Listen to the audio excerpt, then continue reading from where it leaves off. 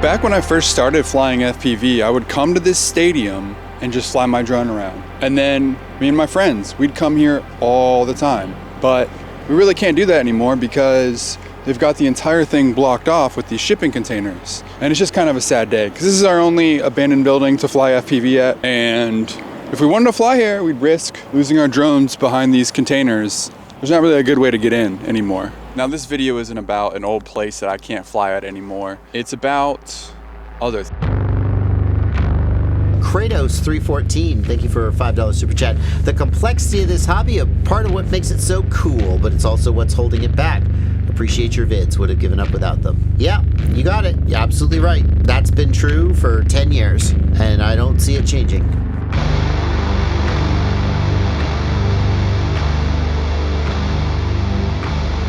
But what's holding FPV back is that there aren't as many people who think FPV is a fun activity as you think there should be.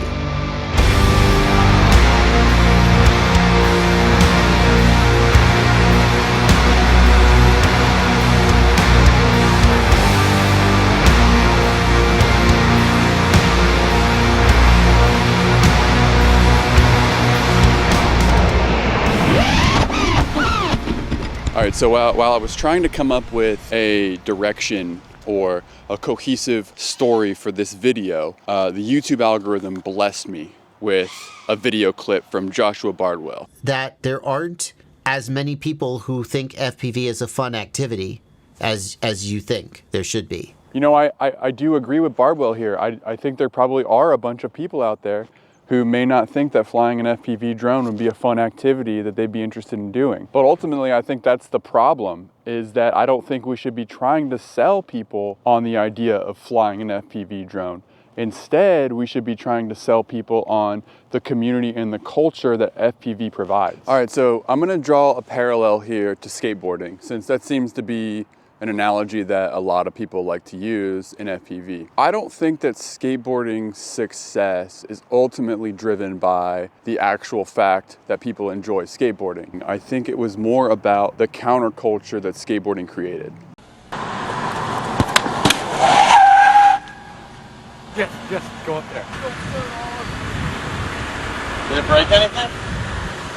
You shouldn't be playing football out here in the main road. It was an accident. What else do you want us to say? How about an apology? I just heard this guy say sorry like 60 fucking times.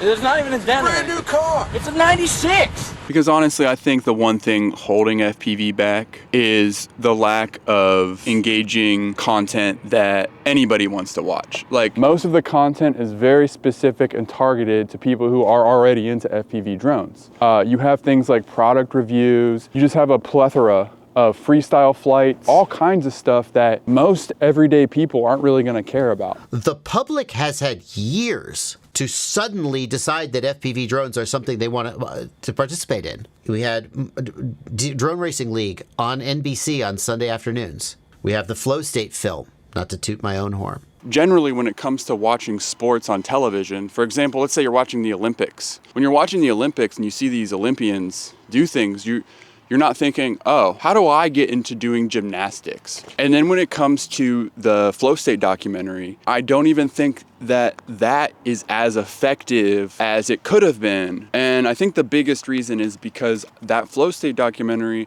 was more focused on educating people on what FPV is, instead of how an FPV could benefit their life. Even more importantly, why should you care about FPV? Now, I'm not sitting here just trying to dig on this documentary and, talk a bunch of shit about it. But since it is a film that was created, I feel like it's deserving of criticism. Overall, I think it was done well, and it had a lot of good things that it provided to the FPV world. But I think that if you want to use it as a method to essentially recruit people into the hobby, there's gonna have to be more that needs to be done in order to do that.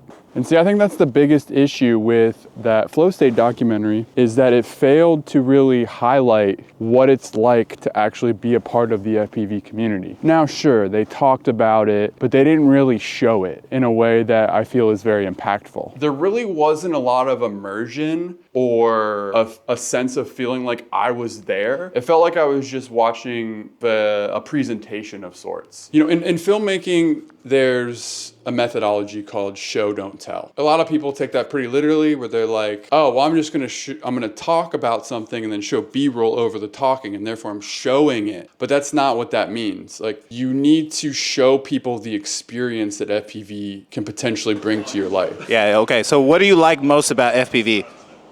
All the bad bitches. There's like so many hot girls in the industry. That's what you were looking at on Hinge? Is that right? You were looking at the FPV girls. Who's your favorite FPV girl?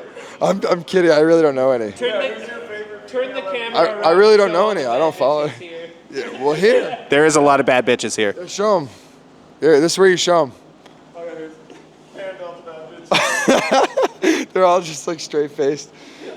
When you think about FPV, it's a very social media focused hobby, right? Everyone has a camera, everyone's posting their flights online. And so the documentary that you would want to make about something like that would have to be conducive to the social media world. So the documentary would almost have to be like a vlog in a sense. You know, not a vlog like this where, you know, I'm like, hey guys, we're out here, we're doing an FPV documentary, we're like doing this stuff, you know, everything's all like, woo, we're vlogging. Not like that. That's not what I'm talking about. It needs to feel like the viewer is hanging out with all the pilots. This is like Slat in his normal state. He's just, yeah. I talked to her.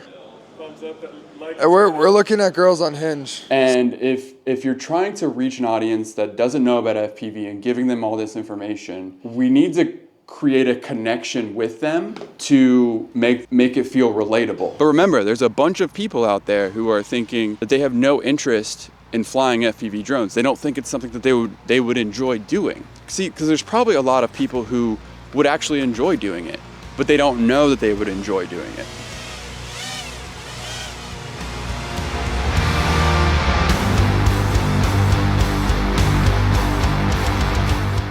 So I'm gonna take a break real quick from whatever I was talking about. I'm gonna take a break real quick because I'm out here at this river spot where I lost my drone a couple of times, and I'm gonna power loop the entire bridge.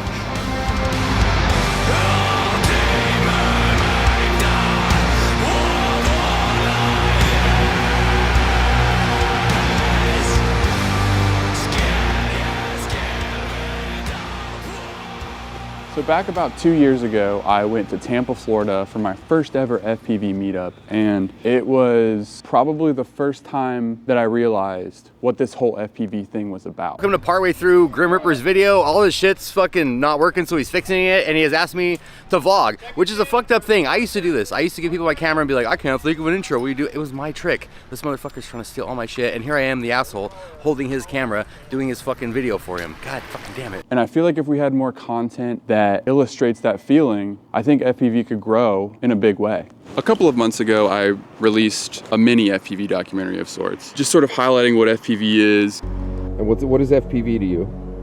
What is FPV to me? FPV is a bunch of dad bod geeks rocking out, pretending that they're still cool. Dude, I love the culture. I love watching just, you know, nerds that would be otherwise stuck in their basement playing video games, coming outside, having a blast. But I wanted more. I wanted it to be longer. I wanted to talk about way more. I wanted to focus on way more things. But in order to do that, that's gonna cost money and time. And those are things that I just don't have a lot of. Well, basically, no. Basically, I just need money. And so, long story short, I have a GoFundMe. I have the limit or the goal to $30,000. And I don't know, that's just a made up number that I just thought of. But if I could raise $30,000, I could make a really fucking sick documentary. Basically take a month, maybe a couple weeks, travel the country, go to several spots, find like FPV groups, and if I got a little bit more money, I could even go to Europe and meet up with some of those guys that nobody ever knows about in America or nobody ever talks about in America, and try to bring together an international FPV community. So if you want to support my initiative to make this documentary, you can donate to my GoFundMe. Also, a thing that will really help me is signing up for my Patreon. Also, if you're an FPV brand and you have any sort of money or anything that you could, you know, send my way to help me make this happen, I don't know, I'll do like a promo for you in the documentary of some sort. I'll be like, this part of the documentary brought to you by GemFam Props, or whatever. We can think of something to make it beneficial for both of us. I mean, you can choose to participate in FPV in a solitary way. You can basically fly your drone by yourself and never meet anybody that does FPV, and that's totally fine. But I feel like personally, it's a way better experience when you have other people who do the exact same thing, who are just as interested in what you do, and you can share that with other people. And I think that highlighting that aspect of it is going to engage people way more than simply just telling them that drone fun, goggles cool, drone feel good. He's got ADD, don't even listen to him. I couldn't see, there was cars there. Me have I'm ADD. sorry. I'm sorry. There's no mark at all though. What the fuck is ADD? What are you speaking Greeks?